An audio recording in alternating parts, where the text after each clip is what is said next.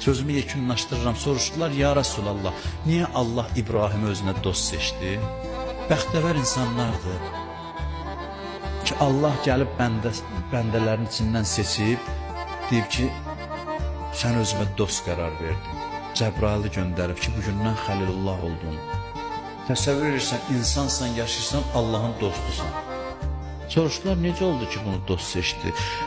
Peyğəmbər buyurdu ki, ona görə ki, odun içinə ki, atdılar onu, odun içinə düşəndə. Çoxları gəldi kömək eləməyə, Cəbrail gəldi, dedi, mənə görə bir qulluğum. Cəbrail gəldi, dedi. Əli ver, çıxardım. Dedi, ehtiyaclıyam, amma sənə yox. Səni və məni yaradana, o bilər, neyniyər özü bilər.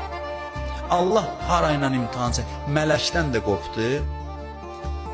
Mələkdən də qopdu, hər şeydən qopdu. Allah da dedi, sən mənimsən, oldun mənim dostum.